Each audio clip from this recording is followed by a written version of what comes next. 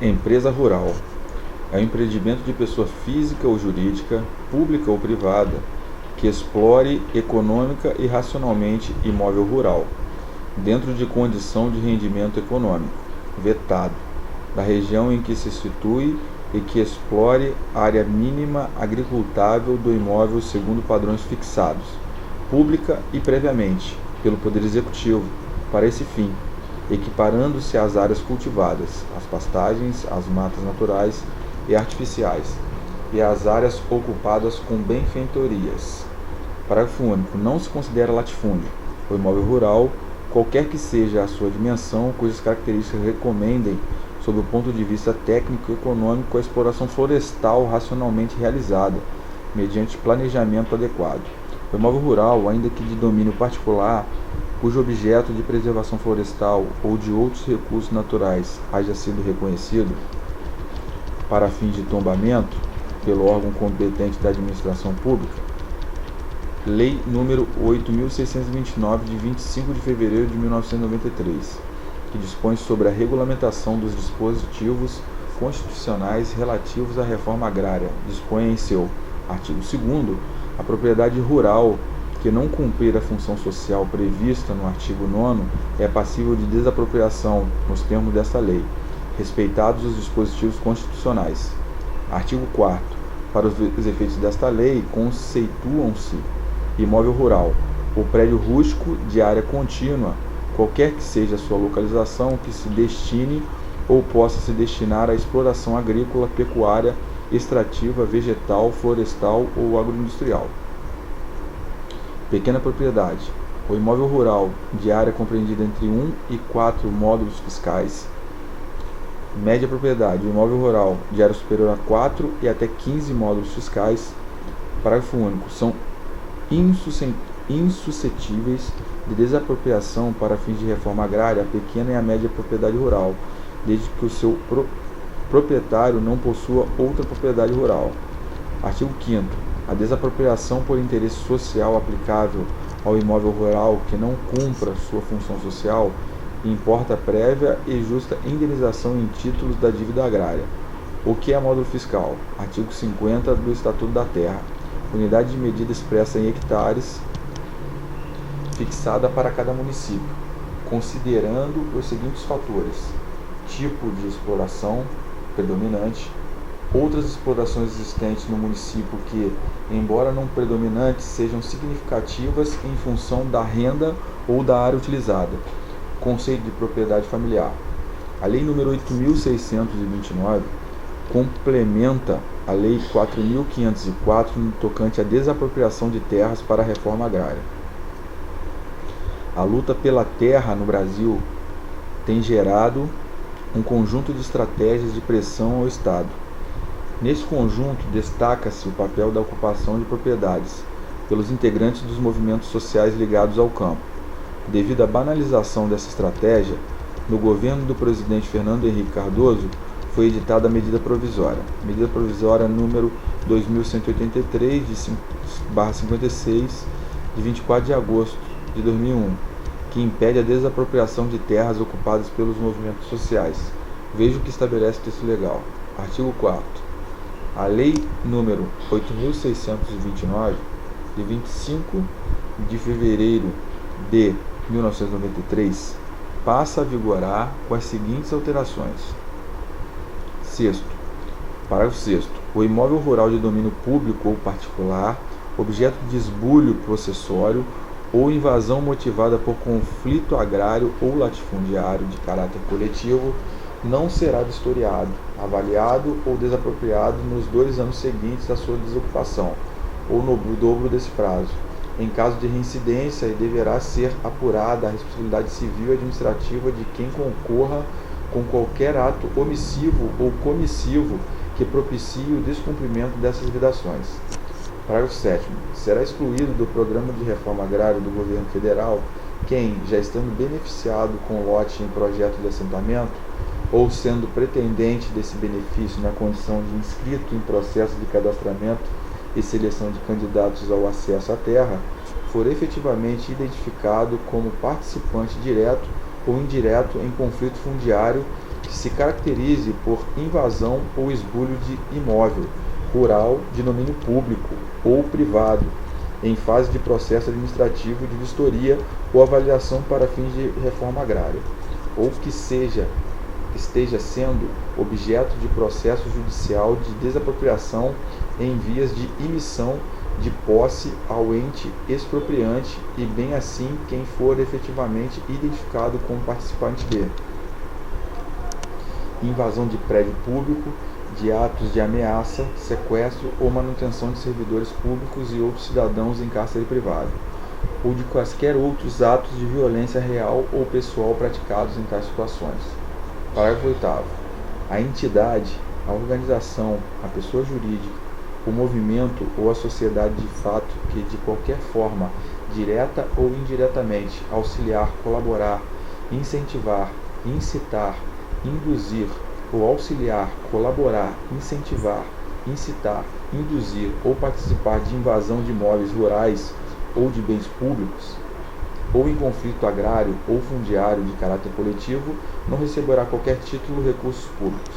Parágrafo 9º. Se na hipótese do parágrafo 8º a transferência ou repasse dos recursos públicos já tiverem sido autorizados, assistirá ao poder público o direito de retenção, bem assim o de rescisão do contrato, convênio ou instrumento similar. Essa medida foi muito contestada por ser considerada uma ação repressora aos movimentos sociais campesinos.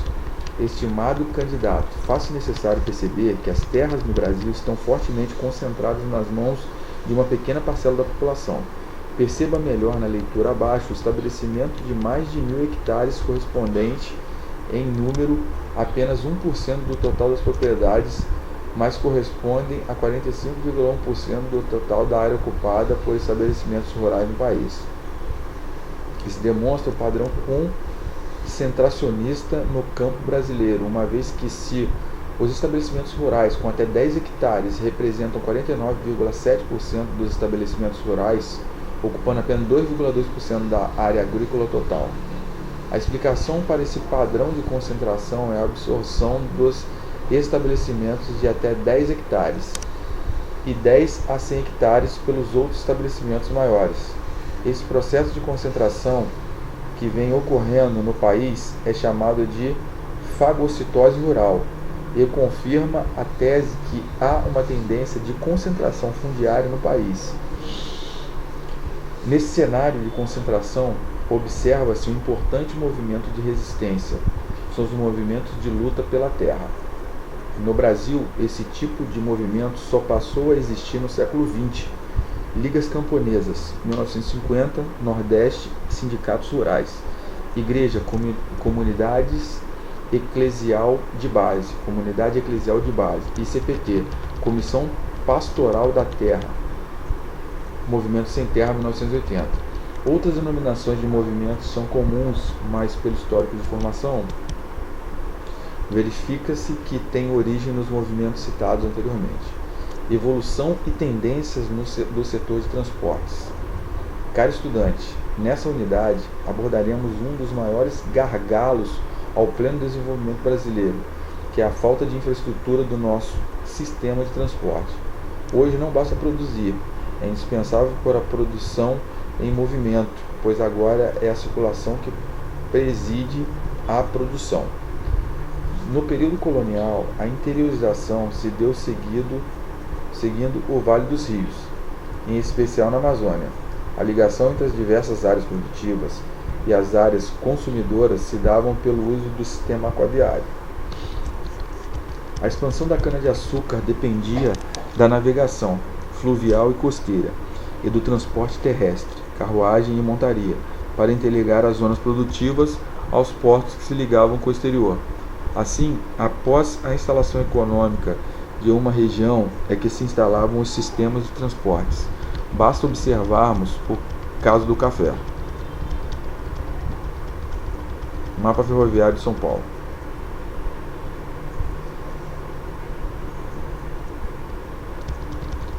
Bacia de drenagem da produção de café. Após a Revolução Industrial da Europa, começa a expansão das ferrovias pelo mundo e elas chegam ao nosso país na segunda metade do século XIX. 1854, com o Barão de Mauá, esse sistema de transporte estava baseado na ligação do interior, área de produção, ao litoral, porto de exportação, devido à relação econômica da colônia contra a metrópole, versus a metrópole. O espaço produtivo estava subordinado ao comércio da Europa. Daí a organização dos meios de transporte em forma de uma bacia de drenagem, visando escoar a produção para o mercado externo. Essa mesma rede de transportes possibilitava o abastecimento das áreas produtivas com produtos manufaturados e industrializados vindos do exterior. Deste modo, analisando essa característica da economia nacional, observamos a formação de ilhas econômicas no país. O traçado das ferrovias não possibilitaram criar uma interligação interregional do país. O pouco que se conseguiu foi estabelecer uma ligação intra-regional da região sudeste. Ainda podemos verificar que o avanço dos meios de transporte segue a lógica do avanço tecnológico. Após a Revolução Industrial, o emprego do propulsor a vapor e da ferrovia, século XIX, e posteriormente, com a popularização do automóvel e dos avanços da aviação, o mundo parecerá menor devido ao aumento da eficiência dos meios de transportes. O espaço vai ganhando novas velocidades e fluidez, com o avanço técnico empregado no transporte em geral. Transporte internacional. O Brasil, em virtude de sua situação geográfica, mantém historicamente acordos de transportes internacionais terrestres, principalmente rodoviário, com quase todos os países da América do Sul, com a Colômbia, Equador, Suriname e Guiana Francesa, o acordo está em negociação. O acordo sobre transporte internacional terrestre entre os países do Cone Sul, que contempla os transportes ferroviário e rodoviário, inclui Argentina, Bolívia, Brasil,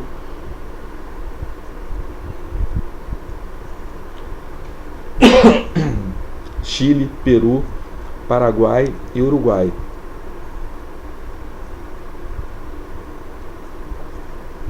Entre Brasil e Venezuela, refere-se apenas ao transporte rodoviário. O mesmo ocorrerá com a negociação que está em andamento com a Guiana.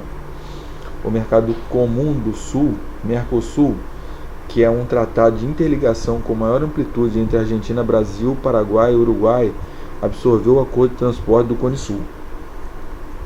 Tais acordos buscam facilitar o incremento do comércio, turismo e cultura entre os países no transporte de bens e pessoas, permitindo que veículos e condutores de um país circulem com segurança. Trâmites fronteiriços simplificados dos territórios dos demais. No caso do Mercosul, já se atingiu o estágio mais avançado com a negociação e adoção de normas técnicas comunitárias. A evolução dos transportes internacionais terrestres se faz através de negociações conjuntas, periódicas, visando atender às crescentes necessidades das partes, pela incorporação dos avanços tecnológicos e operacionais, pelo maior grau de segurança e pela maior agilidade dos procedimentos aduaneiros e migratórios. Assim, o mercado de movimentação dos fluxos internacionais de bens e pessoas torna-se cada vez mais dinâmico, competitivo e seguro para as empresas nacionais dos diferentes países. Ressalta-se que o transporte terrestre doméstico de cada país não pode ser executado por empresas estrangeiras. Complementarmente aos acordos básicos citados, têm sido estabelecidos acordos específicos no Mercosul, como o de transporte de produtos perigosos e o acordo sobre trânsito.